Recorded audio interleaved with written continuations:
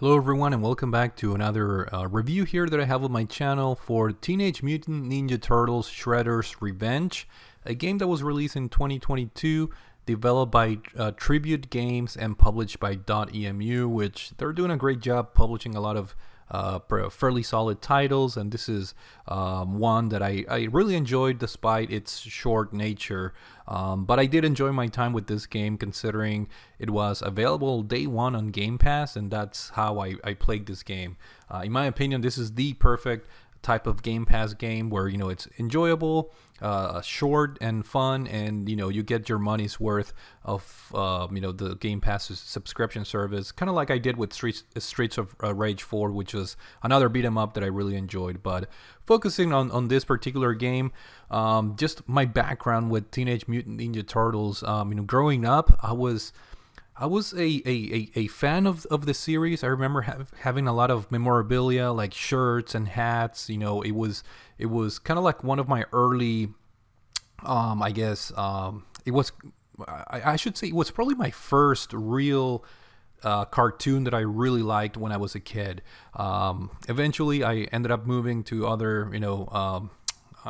cartoons or animes in particular with Captain Tsubasa and Saint Seiya.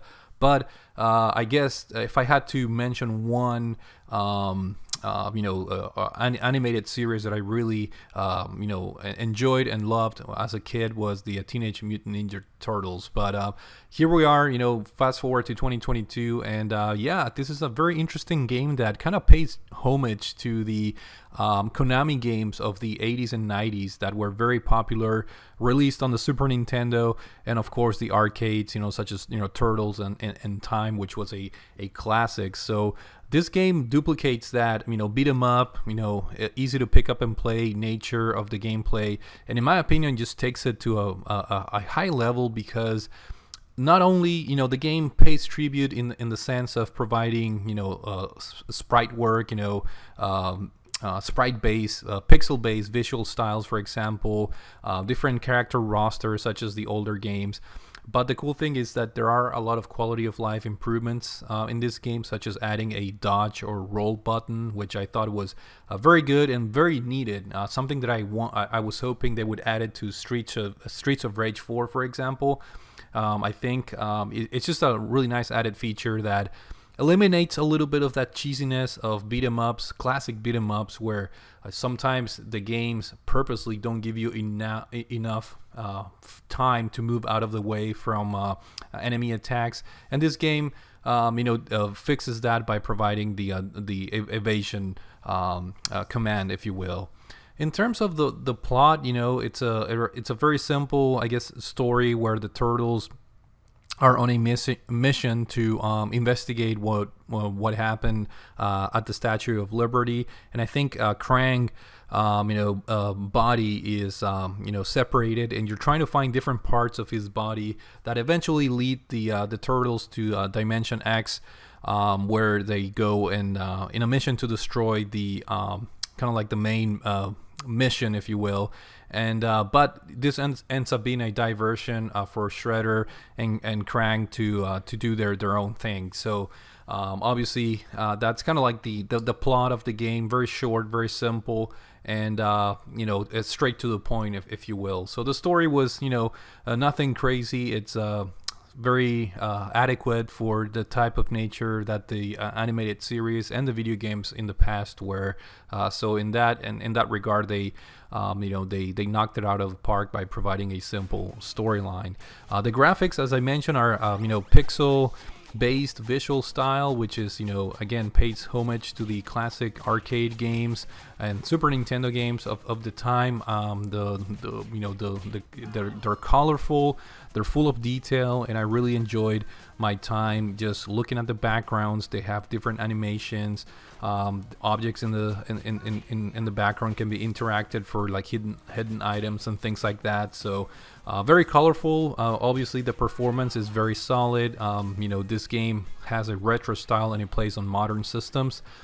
So no issues there in terms of the performance at all. So the graphics are great, and the art direction. Something that I really enjoyed about this game is They really knocked it out of the park with the art direction. There are some stages that are, for example, in some arcades or the shopping malls, and they really capture that early 90s, late 80s kind of like feeling of going to the mall, the food court, the arcades. There's really a vibe that they were able to very well convey through the graphics and the art direction in this game. To no surprise, this game, or the series in general, goes back to the 80s and 90s, they did a fantastic job in terms of the art direction, capturing those, that era, if you will. So moving on to the audio, this is where the game got a little bit of criticisms. There were some low quality audio files and some issues that were criticized by reviewers. I thought, I didn't really see anything wrong or heard anything wrong, but I guess some of the quality files, audio clips and files were supposedly very low quality, and that was criticized by a lot of people. But personally, I didn't find anything majorly wrong in that department, if you will. And finally, the gameplay, as I mentioned, this is a classic beat 'em up. It's very easy to pick up and play. You can pick from different characters, different turtles, Leonardo, Donatello, etc. They all have slightly different abilities. Some of them are faster, some of them are slower, but stronger. So there's different categories that allow the player to kind of like mix and match a little bit, to find your best character. There are other characters besides the turtles, such as April O'Neil and Splinter, and there are some unlockables also, characters such as Casey Jones. I think when you beat the game, you unlock him, and other characters as well. So there's replay value, which is great, considering it's a fairly short game. I believe there are only 16 stages. And this can be beat, in under 5 hours, depending on the difficulty, depending on how much problems or trouble you're having. The game can be easily be completed under 5 hours, for the 16 stages. But again, you level up your each character. As you level each character, they get stronger. You gain new moves, special moves that are very helpful, especially in the later stages with a lot of enemies, on the screen.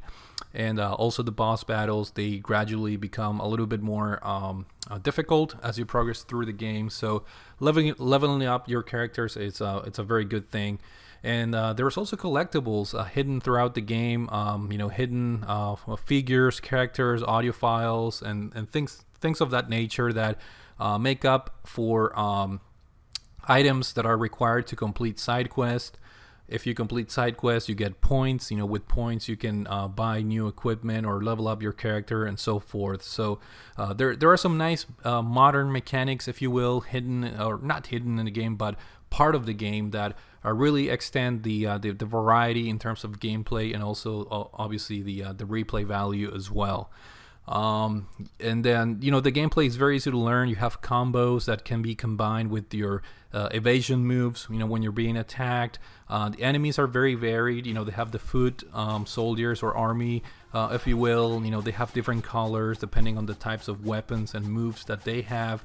And the boss battles are related to classic characters of the time of the series, such as Bebop, Rocksteady, and so forth. So this game really will hit the nostalgia feels for those of us that kind of grew up watching the series. I think there's a lot of homage, a lot of fan service for fans of the original animated series, original video games as well, the Konami games. And I think this is very worth trying. If you guys have Game Pass, this is a no-brainer. And yeah, I forgot to mention that I believe you can play with up to 6 players at the same time, which is pretty insane, and sounds like a very hectic time to have a lot of players on the screen at the same time. I played this solo.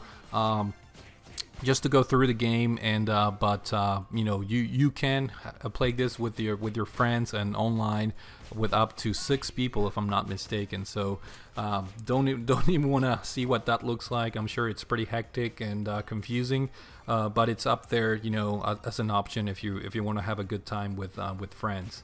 So overall, highly recommended. This was a very fun title, short, straight to the point, and yeah, there's nothing wrong with trying a classic beat 'em up such as this game. So yeah, thank you guys for listening to this video.